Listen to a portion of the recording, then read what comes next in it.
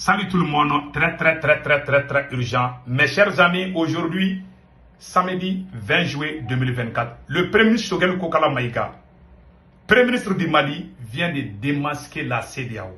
Le Premier ministre Choguel Kokala Maïga vient de confirmer que l'AES ne va jamais retourner dans la CEDEAO.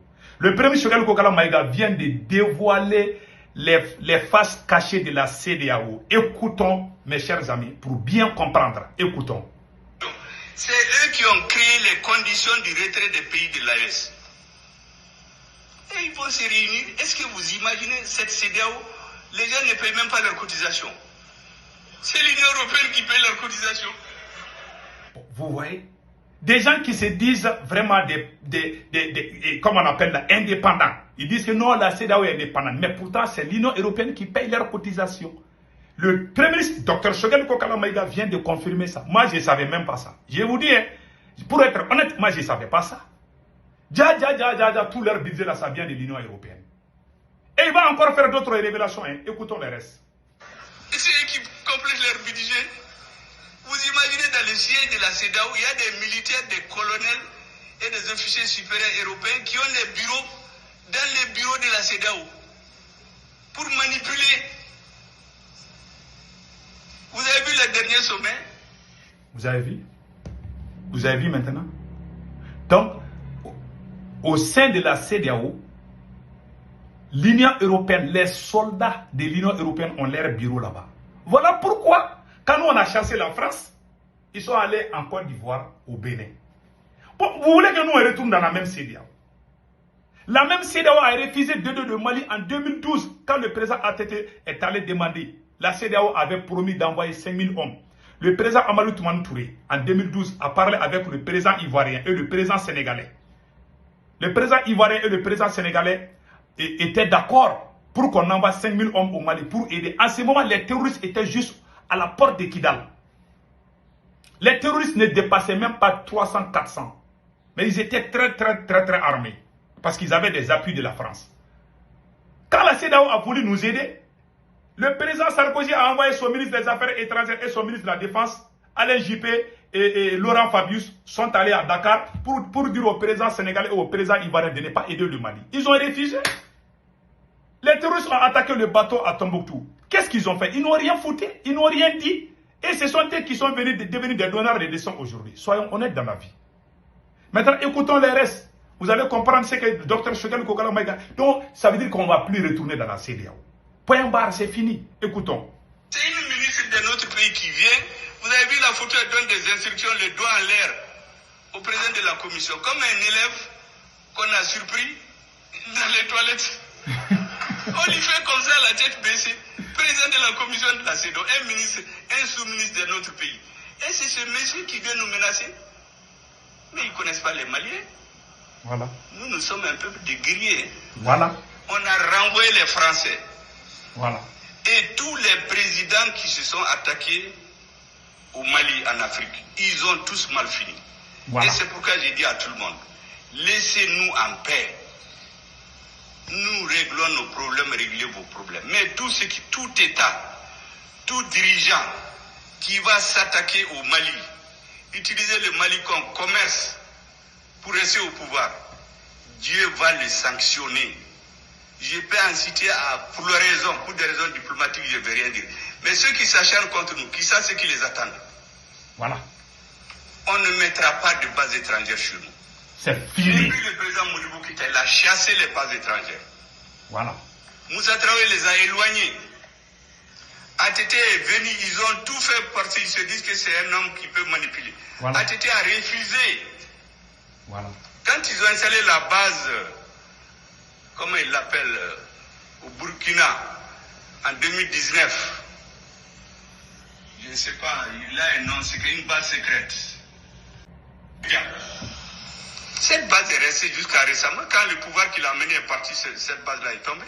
Pendant cette période, ils ont voulu installer une base au Mali. ATT leur a dit non. L'armée malienne ne va jamais accepter ça. Donc c'est dans notre ADN. Et qu'est-ce qu'ils ont fait? Ils ont instrumentalisé des terroristes, voilà, pour obliger notre président de transition à leur faire appel. Voilà. Mais même là, il a mis une nuance.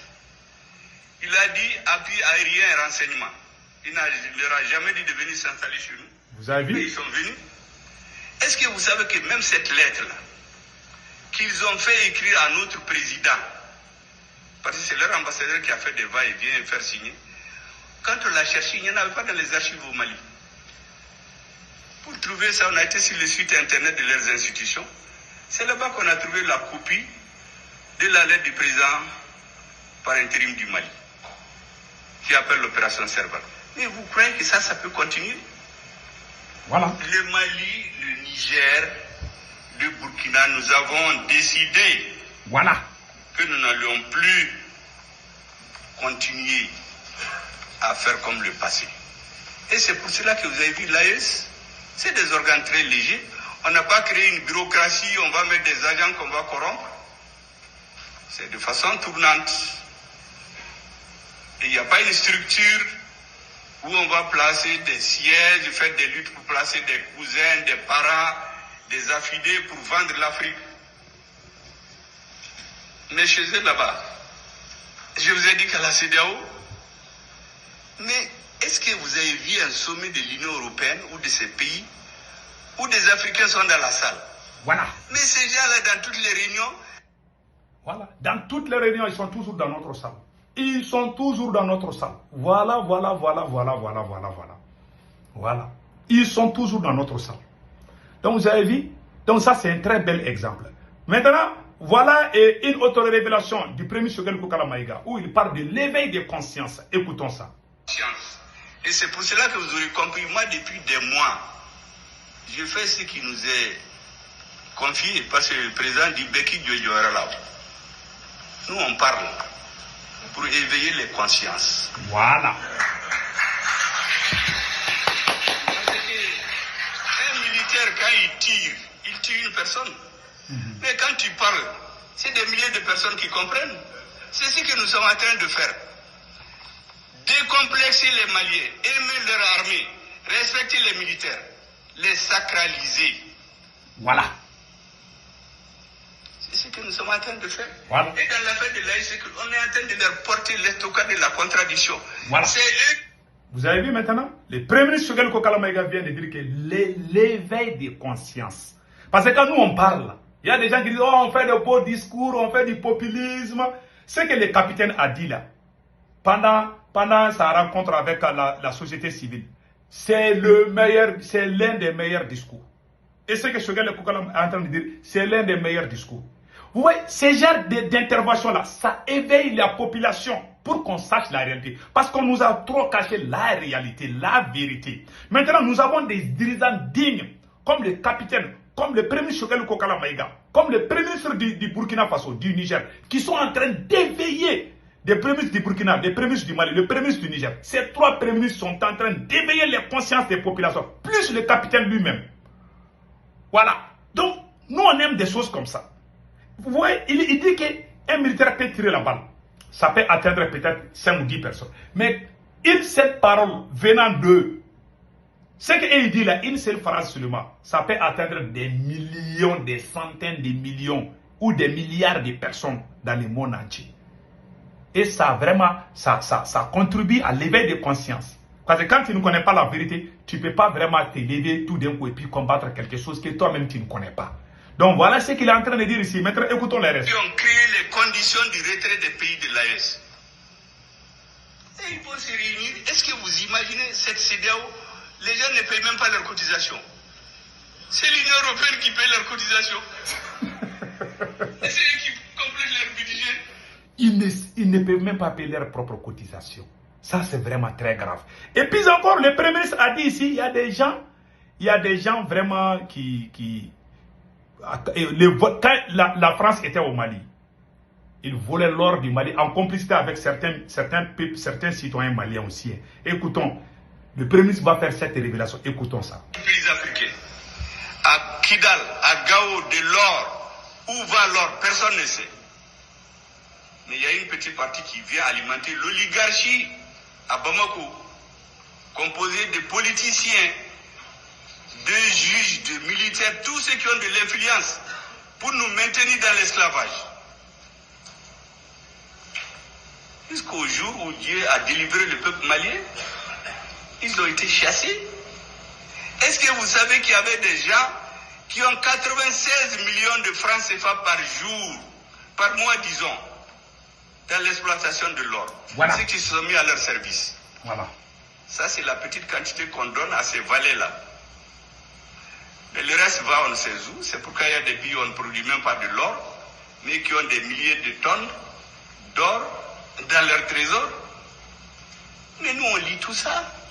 Aucune route, aucun puits pendant 10 ans au nord. Toutes les populations sont parties. Tous ceux qui peuvent faire les affaires économiques, les hommes d'affaires, assassinats ciblés, pour créer un vide. Et on dénigre les militaires. Moi, j'ai écouté des généraux se moquer de nos militaires. Ah, les militaires. Et puis, il y a des hommes politiques aussi qui les remboîtent le pas. Il y a des hommes politiques ici qui disent, ah oui, au Mali, il n'y a pas de militaires.